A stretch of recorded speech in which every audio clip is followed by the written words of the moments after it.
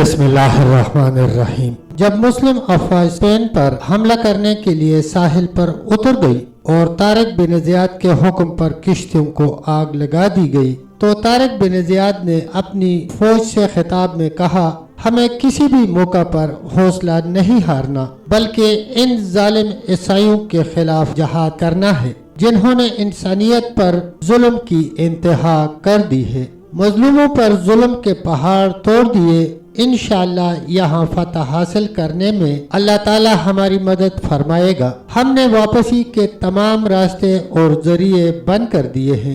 اپنے سپہ سالار کا خطاب سن کر اسلامی لشکر کے سپاہیوں کو ایک نیا ولولہ اور جذبہ ملا۔ کشتیاں جلانے کا فیصلہ طارق بن زیاد کی شجاعت کی عکاسی کے ساتھ ساتھ ان کی ذہانت اور دور اندیشی کا بھی ثبوت تھا، کیونکہ وہ جانتے تھے کہ ان کے لشکر کی تعداد بہت کم ہے، کہیں وہ عیسائی فوج کی بھاری تعداد دیکھ کر گھبرا نہ جائے۔ اس لیے انہوں نے واپسی کے لیے کوئی راستہ نہ چھوڑا تاکہ شہادت کا جذبہ لے کر آنے والے سپاہی اپنے نیک مقصد میں کامیاب ہو سکے۔ طارق بن زیاد کو وہ خواب بھی یاد تھا جس میں رسول اکرم صلی اللہ علیہ وسلم نے انہیں یقین دلایا تھا کہ اسپین کی فتح ضرور ہوگی، اس لیے ان کے دل میں کسی قسم کا کوئی خوف نہیں تھا۔ وہ پر امید تھے اور اسلامی لشکر کا ہر سپاہی یہ جان چکا تھا کہ ہم نے اسپین کو ہر حال میں فتح کرنا ہے۔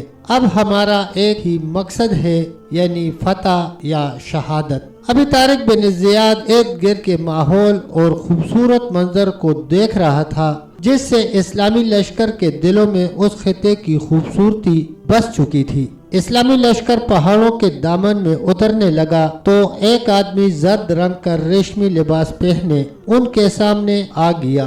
اس کا چہرہ بے چینی اور پریشانی کی وجہ سے مرجھایا ہوا تھا۔ اس کو دیکھ کر اسلامی لشکر کے سالار اعظم طارق بن زیاد چلتے چلتے رک گئے۔ انہوں نے اپنے قریبی ساتھی اور مشیر مغیث الرومی جو عیسائی سے مسلمان ہو چکا تھا سے کہا، یہ آدمی عیسائی لگتا ہے۔ مغیث الرومی نے آنے والے آدمی کو غور سے دیکھا اور ہاں کا اشارہ کر دیا۔ طارق بن زیاد نے اس سے کہا کہ وہ آدمی کے پاس جائے، اس کے آنے کا مقصد پوچھے۔ مغیث الرومی آنے والے شخص کی جانب بڑھا اور اس سے تھوڑی دیر بات چیت کر کے اس کو اپنے ساتھ لے کر اپنے سالار اعظم کے پاس آ گیا۔ طارق نے سوالیہ نظروں سے اس آدمی کی طرف دیکھا تو اس نے ہاتھ جوڑ کر کہا، میں ایک درخواست لایا ہوں، اگر آپ میری مدد کریں تو آپ کا مجھ سمیت پوری انسانیت پر احسان ہوگا۔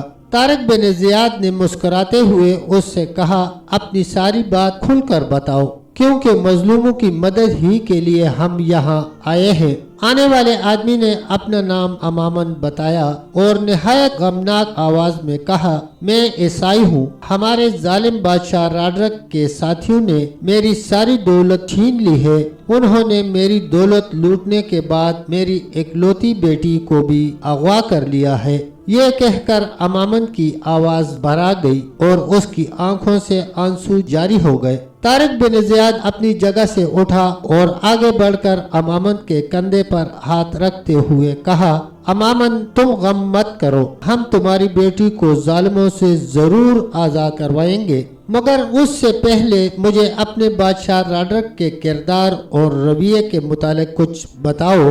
امامن طارق بن زیاد کی تسلی آمیز گفتگو سن کر کہنے لگا، اے نیک مسلمان، جب سے اس ظالم بوڑھے نے اس ملک کی بادشاہت سنبھالی ہے تب سے کسی کی جان و مال اور عزت محفوظ نہیں رہی۔ اس نے ظلم و ستم کا بازار سجا رکھا ہے۔ وہ جوان لڑکیوں کو اغوا کرواتا ہے اور اپنی ہی عوام پر ظلم کے پہاڑ توڑتا ہے۔ تب تک دوستو اتنا ہی، ملتے ہیں انشاءاللہ ویڈیو کے اگلے حصے کے ساتھ۔ تب تک کے لیے اللہ حافظ، اللہ نگہبان۔